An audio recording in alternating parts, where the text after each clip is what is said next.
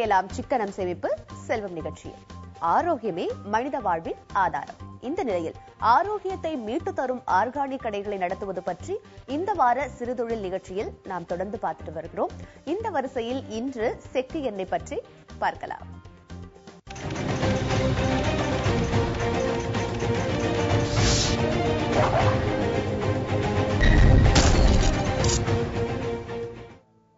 உணவில் மிக முக்கிய இடம் பிடிப்பது சமையல் எண்ணெய்கள். நாவிற்கு ருசியை தரும் இவை ஆரோக்கியத்துக்கும் அருமருந்தாக விளங்குகின்றன. ஆனால் இன்றைய அவசர உலகில் சமையல் எண்ணெய்களும் ரீஃபைண்ட் எண்ணெய் என்ற பெயரில் மாற்றம் கண்டுவிட்டன. சுத்தப்படுத்தப்பட்ட எண்ணெய் என விற்கப்படும் இவை இன்று ஆரோக்கியத்துக்கு கேடு விளைவிக்கும் என்ற அச்சமூட்டும் தகவல்களும் வெளியாகி வருகின்றன. செக்கு எண்ணெய் அப்படின்னு பார்த்தீங்கன்னா இது கொஞ்சம் அடர்த்தியாக இருக்கும். இதை எப்படி கண்டுபிடிக்கணும் செக்கு எண்ணெய் அப்படிங்கிறது நிறைய பேருக்கு அந்த சந்தேகம் இருந்துக்கிட்டே இருக்கும். செக்கு எண்ணெய் கொஞ்சம் அடர்த்தியாக இருக்கும். ஒவ்வொரு செக்குலேயும் எண்ணெயோட சுவை மாறுபடும். இதுதான் ஒரு முக்கியமான இது. நம்ம பேக்கெட்டில் வரக்கூடிய எண்ணெய்கள் பார்த்திங்கன்னா எப்போதுமே ஒரே சுவையிலேயே இருக்கும். ஏன்னா இவங்க என்ன செய்கிறாங்கன்னா அதில் சுவையூட்டிகள் செயற்கையாக சேர்க்குறாங்க. அப்போ அதே தரத்தை அவங்களால கொண்டு வர முடியும். செக்கில் செயற்கையாக எந்த சுவையூட்டிகளும் செய்ய மாட்டோம். அந்த எள்ளோட தன்மையை பொறுத்து, பயன்படுத்துகிற கருப்பட்டிய தன்மையோட பொறுத்து அதோட குணங்கள் ஒவ்வொருத்தரையும் மாறுபட்டுக்கிட்டே இருக்கும்.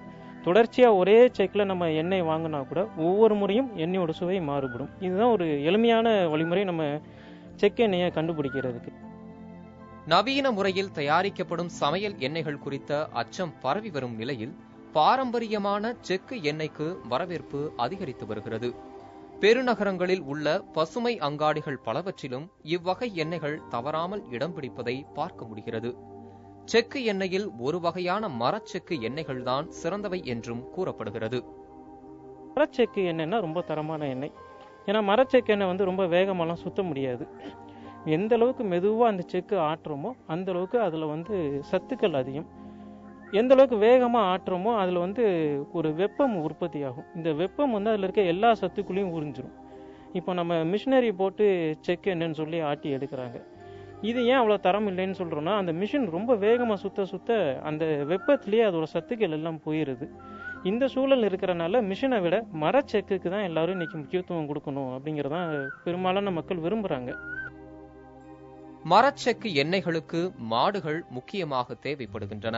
ஆனால் இன்று மாடுகள் அருகி வருவதால் மாற்று வழிகள் மூலம் மரச்செக்கில் எண்ணெய் எடுக்கப்படுவதாக கூறப்படுகிறது. மாடுகள் இல்லாத சூழல்ல என்ன செய்யறாங்கன்னா மிஷினை மாடு நடந்தா என்ன வேகத்துல போகுமோ அதே வேகத்துக்கு இந்த மிஷின் சுத்த வைக்கிறாங்க. இது மூலமா அந்த எண்ணெயை உற்பத்தி பண்ணி எடுக்கிறாங்க. தரமான எண்ணெய் கொடுக்கணும்னு நினைக்கிறவங்க. இயற்கை உணவுப் பொருட்களுக்கு வரவேற்பு அதிகரித்து வரும் அதே வேளையில் அவற்றில் போலிகள் புகும் வேகமும் அதிகமாகவே உள்ளது. இந்நிலையில் இவ்வகை எண்ணெய்களை விற்பவர்கள் எப்படி அதன் உண்மைத்தன்மையை அறிவது? இதுல கொலஸ்ட்ரால் ஃப்ரீ அப்படின்னு சொல்லி மக்கள் அந்த பாக்கெட் எண்ணெய்க்கு போறாங்க. உண்மையை சொல்லணும்னா அந்த கொழுப்பு தான் நம்மளோட இந்த முட்டை எலும்புகளுக்கெல்லாம் தேவைப்படுது. நம்ம அதனாலதான் ஃப்ரீயா கையை ஆட்டுறோம், நடக்கிறப்ப முட்டை மடக்கிறோம். இதுக்கெல்லாம் ஒரு நல்ல கொழுப்பு உடம்புக்கு வேணும். செக்கு எண்ணெய் அந்த கொழுப்போட உங்களுக்கு தரனால அது உடம்புக்கு நல்லது. நவீன முறைகளில் தயாரிக்கப்பட்டு கடைகளில் விற்கப்பட்டு வரும் எண்ணெய்களுடன் ஒப்பிடுகையில் செக்கு எண்ணெய்களின் விலை நிச்சயம் அதிகம்தான். ஆனால் இதன் பின் உள்ள உழைப்பும் காலமும் அந்த விலையை நியாயப்படுத்துவதாக சொல்கின்றனர் இதனை விற்போர். ஆரோக்கியத்துக்காக கூடுதலாக செலவழிக்க தயங்காத மக்களின் எண்ணிக்கையும் பெருகி வருகிறது. இந்நிலையில் இதை பசுமை அங்காடிகளில் விற்பது சிறந்த உத்தியாக இருக்கும்.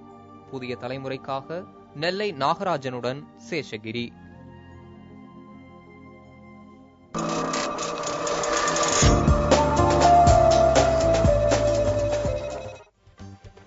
பணத்தை சம்பாதித்தால் மட்டும் போதாது, அதை சரியான வழிகளில் முதலீடு செய்வதும் அவசியமாகிறது. இது தொடர்பாக நேயர்களின் மனதில் எழும் சந்தேகங்களுக்கு பதில் தருவதுதான் இந்த பகுதி. முதலீடு தவிர காப்பீடு, ரியல் எஸ்டேட், வருமான வரி என வேறு பல விஷயங்கள் தொடர்பான சந்தேகங்களுக்கும் நிபுணர்கள் இந்த பகுதியில் பதில் வழங்கி வருகிறார்கள். இன்று நேயர் ஒருவரின் கேள்விக்கு பதிலளிக்க இருக்கிறார் ஓய்வு பெற்ற வங்கியாளர் திரு கோபாலகிருஷ்ணன். வணக்கம் திரு கோபாலகிருஷ்ணன். நான் ஒரு வங்கியில் வீட்டுக்கடன் வாங்கி தவணைகளை தவறாமல் செலுத்தி வருகிறேன் என்று சொல்லியிருக்காரு.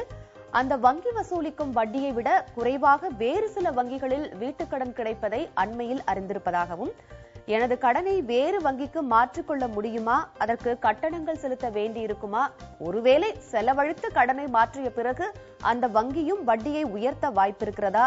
நான் என்ன செய்வது என்று நேயர் சுதாகரன் மின்னஞ்சல் வாயிலாக கேட்டிருக்காரு. அவருக்கு நீங்கள் தரும் பதில். அது ஒரு நியாயமான கேள்வி. அவர் நிச்சயமாக தற்பொழுது அவர் எந்த வங்கியில கடன் வாங்கியிருக்கிறாரோ அதை விட குறைவான வட்டியில இன்னொரு வங்கி கடன் கொடுக்குதுன்னு நிச்சயமாக இந்த குறைந்த வட்டி லாபத்தை அடைவதற்காக அதோட அட்வான்டேஜ் எடுத்துக்கொள்வதற்காக அந்த வங்கியில் கடன் வாங்கலாம். அதற்கு நடைமுறை உண்டு. என்ன செய்யணும்னு முதல்ல அந்த வங்கியை அணுகி எங்க புதுசா கடன் வாங்க விரும்புகிறாரோ அந்த வங்கியை அணுகி அந்த கடன் பெறுவதற்கான ஏற்பாடுகளை எல்லாம் செய்து கொண்டு அப்போ பழைய கடன் வாங்கின வங்கியில விஷயத்தை சொல்லி இது வங்கிக்கு அந்த பணத்தை வங்கி நேரடியாக இவருக்கு பணமாக கொடுக்காது. அந்த பழைய வங்கியில கடனை கொடுத்துட்டு அவங்கள்ட்ட இருக்கிற அந்த தஸ்தாவேஜ், அதாவது ஆவணங்கள், வீட்டுக்கான பத்திரங்கள், இன்னும் ஆவணங்களை எல்லாம் அவர்களிடமிருந்து நேரடியாக பெற்றுக்கொள்வார்கள். இது சாத்தியம் என்பது மட்டுமல்லாமல் இது அங்கீகரிக்கப்பட்ட ஒரு நடைமுறையும் ஆகும். ஒண்ணு. ரெண்டாவது, இதுக்கு கட்டணம் உண்டா என்று கேட்கிறார். அவர் ஏன் நேர் கேட்கிறார் என்றால், முன்பெல்லாம் ஓரிரு ஆண்டுகளுக்கு முன்பு வரை இது போல ப்ரீக்ளோஷர் முன்னதாகவே குறிப்பிட்ட காலத்துக்கு முன்னதாகவே கணக்கை முடித்துக் கொள்வதற்கு ஒரு கட்டணம் வங்கிகள் வசூலித்தன. இப்பொழுது ரிசர்வ் வங்கியின் ஆணையின்படி அந்த கட்டணம் ரத்து செய்யப்பட்டு விட்டது. அப்போ மூன்றாவதாக அவர் கேட்கிற கேள்வி, புதிதாக போகக்கூடிய வங்கியில வட்டி விகிதம் அதிகரிக்குமா, நாளடைவில் அதிகரிக்குமா என்று கேட்கிறார். நிச்சயமாக அதற்கான வாய்ப்பு உண்டு. ஏன்னா அது புளோட்டிங் ரேட்டா பிக்ஸ்டு ரேட்டா அப்படிங்கிற பார்த்துதான் அவ்வப்பொழுது மாறும் தன்மையுடைய வட்டி விகிதமா அல்லது மாறாது நிலையாக இருக்கக்கூடிய வட்டி விகிதமா என்ற விஷயத்தை பொறுத்துதான் இருக்கும். அப்படியே நிலையான வட்டியாக இருந்தாலும் கூட அவர் ஏறக்குறைய 3 ஆண்டுகளுக்கு ஒரு முறை எல்லாவித வட்டிகளிலும் வித்தியாசம் இல்லாமல் வட்டியில் மாற்றம் ஏற்படுகிறது. வீட்டு கடனை ஒரு வங்கியிலிருந்து வேறொரு வங்கிக்கு மாற்றலாமா என்பது குறித்த உங்களுடைய தகவல்களுக்கு நன்றி திரு கோபாலகிருஷ்ணன். மேலும் புதிய தகவல்களுடன் சிக்கனம் சேமிப்பு செல்வம் நிகழ்ச்சியில் நாளை காலை மீண்டும் உங்களை சந்திக்கிறோம். அண்மை செய்திகளை காண தொடர்ந்து இணைந்திருங்கள் புதிய தலைமுறையோடு.